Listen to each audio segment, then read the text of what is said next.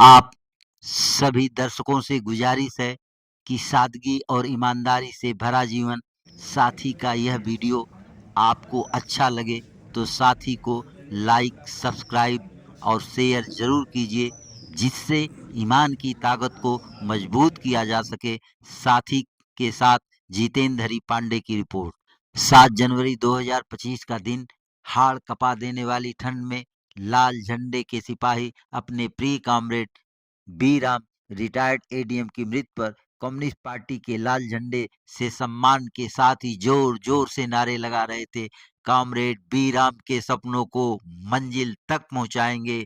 Cycle से सादगी के साथ चलने वाले एडीएम बी राम को लाल सलाम, लाल सलाम, लाल सलाम। कैसा हो तो कैसा हो, कॉमरेड बी राम कैसा हो, लाल सलाम, लाल सलाम, लाल सलाम। कॉमरेड बी राम अमर रहे, कॉमरेड बी राम अमर रहे, कॉमरेड बी राम सलाम, लाल सलाम, लाल सलाम। कॉमरेड बी राम की ईमानदारी को लाल सलाम, लाल सलाम, लाल सलाम। कॉमरेड बी राम की ईमानदारी को लाल सलाम, लाल सलाम, लाल सलाम। जीवन भर साइकिल से चलने वाले बी राम को लाल सलाम, लाल सलाम, लाल सलाम। जीवन भर साइकिल से चलने वाले बी राम को लाल सलाम, लाल सलाम, लाल सलाम। पूर्व एडीएम बी राम को लाल सलाम, लाल सलाम, लाल सलाम। सुकरात ने कहा है, जिसका कोई ईमान नहीं वह इंसान नहीं। ईमान न बेचो, भले ही सब कुछ बेच दो। आज के समय में किसी अधिकारी का ईमानदार होना भी किसी क्रांति से कम नहीं है। वह बड़े बेईमानों, भ्रष्टाचारियों के बीच क्रांति की मशाल लिए हुए खड़ा एक क्रांतिकारी है। इन शब्दों को वाकई अमली जामा पहनाया है एक ईमानदार और सादगी पसंद पीसीएस ऑफिसर बनारसी राम, जो अब इस दुनिया को अलविदा कह गए। बनारसी राम अपने पीछे अपनी मृत्यु की वसीयत परिवार और समाज को छोड़ गए, जिसे कभी भी भुलाया नहीं जा सकता। पूर्व एडीएम बनारसी राम जब खुद को अस्वस्थ महसूस करने लगे तो वर्ष 2014 में अंग्रेजी में अपनी मृत्यु के बाद की वसीयत इच्छा पत्र लिखा। उनकी मृत्यु 7 जनवरी 2025 को होने के बाद उनके लिखे इच्छा पत्र को पढ़ा गया। पहले कॉलम में लिखा था कि मेरी मृत्यु के बाद मेरे सभी साथियों को सूचना दी जाएगी। मेरे पास जो कुछ बचा होगा उन्हें मेरे वारिस कानून के अनुसार लेंगे। वसीयत की सबसे खास बात जो लिखी थी, उसे पढ़कर, देखकर, सुनकर लोगों की आंखें नम थीं। लोग एक दूसरे से बातचीत में बोल रहे थे, वाह वाह एडीएम बी राम साहब, आपके जीवन और सोच को सलाम। इच्छा पत्र में खास बातें यह लिखी थी कि हमारी मृत्यु के बाद हमारे मृत शरीर को हमारे खेत में हमारी मृत पत्नी जहाँ दफन है वहीं हमारा भी दफन किया जाएगा। मृत्यु के बाद किसी भी प्रकार का कोई धार्मिक कर्म कांड नहीं किया जाएगा। हमारे मृत्यु भोज यानी तेरही जैसा कोई कार्य नहीं किया जाएगा। मृत्यु भोज में हमारे वारिस जो खर्च करेंगे उसे बचाकर किसी गरीब मुसहर की बेटी की शादी में दान कर देंगे।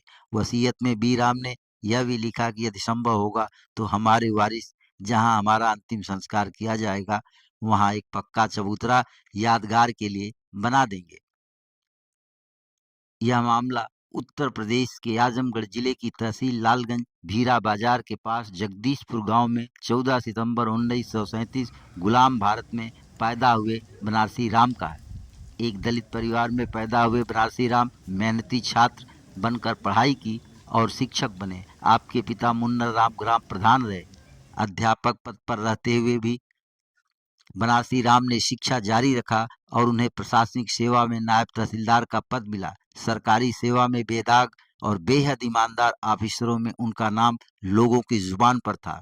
ईमानदारी के चलते बनारसी राम तहसीलदार, एसडीएम और एडीएम के पद पर पहुंचकर 1995 में नौकरी से रिटायर हुए। लोग बताते हैं, जब बनारसी राम तहसीलदार और एसडीएम के बड़े ओहदे पर थे तो रास्ता चलते गरीबों को आवास और कृषि आवंटन कर दिया करते थे। बनारसी राम को साठ में बी राम के नाम से जानते थे। बी राम की ईमानदारी और सादगी के चलते ही उन्हें उत्तर प्रदेश पीसीएस एसोसिएशन का महामंत्री बनने का भी गौरव प्राप्त हुआ।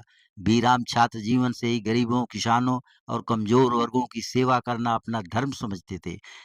एडीएम रैंक से रिटायर्ड बनारसी राम 1995 में भीरा बाजार में गांधी चबूतरा, जिसे 1942 के आंदोलन से जाना जाता है, वहां वे भारतीय कम्युनिस्ट पार्टी की बड़ी सभा बुलाकर पार्टी के सदस्य बन गए। अपनी इच्छा से उन्होंने पार्टी के भारतीय खेत मजदूर यूनियन संगठन में कार्य करना शुरू किया। पिता के द्वारा बनाए गए पुराने पक्के मकान की मरम्मत कराकर उसी में जीवन भर रहे। कोई दूसरा नया मकान नहीं बनाया। छोटे से बरामदे में एक चौकी पर सोते थे। बरामदे के सामने एक करकट आज भी लगा है। बड़े प्रशासनिक पद से रिटायर्ड बी राम का साधन पूरे जीवन एक साइकिल थी। मजदूरों किसानों की खातिर वे 15 से 20 किलोमीटर तक साइकिल चलाते थे। जिस रास्ते से गुजरते उनके सामने सभी छोटे बड़े सम्मान से सर झुका लेते थे। वर्ष 1999 में वे लालगंज लोकसभा क्षेत्र से सीपीआई से चुनाव भी लड़े। कॉमरेड बी राम की याद में उनके पैतृक घर जगदीशपुर भीरा बाजार आजमगढ़ में 19 जनवरी 2025 को शोक सभा हुई, जहां उनके परिवार, नाते रिश्तेदारों, कॉमरेडों ने उनके चित्र पर पुष्पांजलि अर्पित कर उनका नमन किया। उनके साथ लंबे समय तक पार्टी में कार्य करने वाले भारतीय कम्युनिस्ट पार्टी उत्तर प्रदेश राज्य कमेटी सदस्य कॉमरेड हामिद अली एडवोकेट ने उनके जीवन और कार्य के बारे में लोगों से जो कुछ साझा किया, उसे सुनकर आप भी याद रखेंगे कि वास्तव में कॉमरेड बी राम का जीवन काबिले तारीफ रहा। आज के समय में गरीबों के ऐसे शुभचिंतक अधिकारी जल्दी खोजे नहीं मिलेंगे। सर्वप्रथम वो वर्धा में एक अध्यापक के रूप में आपकी नियुक्ति हुई। इसके बाद कंपटीशन में बैठे, नायब तहसीलदार हुए। नायब तहसीलदार से लेके तहसीलदार और एसडीएम से लेकर के अंत में 1995 में इलाहाबाद से एडीएम पद से रिटायर्ड होकर के इसी भीरा, जो उस सन 1942 के इतिहास का एक सबूत है, गांधी चबूतरा भीरा बाजार में, उसी चबूतरे पर एक ऐतिहासिक सभा भारतीय कम्युनिस्ट पार्टी की हुई, जिसमें तत्कालीन हमारे पूर्वांचल के नेता दुर्गा राय, बद्री पासवान, सीताराम, अचरज राय, जयप्रकाश राय, उन तमाम नेताओं की मौजूदगी में वो भारतीय कम्युनिस्ट पार्टी 95 से ज्वाइन किए और लगातार जुल्म के खिलाफ, अत्याचार के खिलाफ बराबर वो संघर्ष करते रहे। और 1999 में भारतीय कम्युनिस्ट पार्टी ने उनको अपना लालगंज लोकसभा से प्रत्याशी भी बनाया था। कॉमरेड बी राम के बारे में ताज्जुब है कि आज के दौर में, जो भ्रष्टाचार का दौर है, उस दौर में एक ऐसे शख्स जो इतने बड़े पद पर रहते हुए पीसीएस एसोसिएशन के उत्तर प्रदेश के महामंत्री के रूप में रहते हुए, लेकिन उन्होंने एक भी इनके ऊपर भ्रष्टाचार का, दलाली का, करप्शन का कोई इतिहास नहीं, कोई सबूत नहीं मिल रहा है। और इनके सर्विस पीरियड की तमाम बातें राह चलते हुए, अगर एसडीएम हैं, चाहे वो गोरखपुर साइड में बस्ती देवरिया में रहे हों, चाहे जहां पूरे प्रदेश में लखनऊ तक सर्विस आपने किया, कहीं भी रहे हों, अगर राह चलते गाड़ी से जा रहे हैं, अगर सड़क के किनारे मंडियाँ बनी हुई हैं और उस मंडी को उन्होंने पूछा कि ये कैसी मंडी है, गरीब आदमी ने कहा, कमज़ोर आदमी ने कहा कि सर ये मंडी हमारी है। तो उन्होंने कहा कि खेत किसका है, कहें कि वो फला साहब का है, जमींदार साहब का है। उन्होंने कहा है कि तुम इसमें मंडी रख करके अपना तुम जीवन बसर करो। और उसी समय लेखपाल भेज करके जिसकी ज़मीन थी भूमधर को बुलवाते थे और पूछते थे, क्या आपने इस ज़मीन को इस गरीब को दे दिया है? उन्होंने कहा हाँ साहब हमने दे दिया है।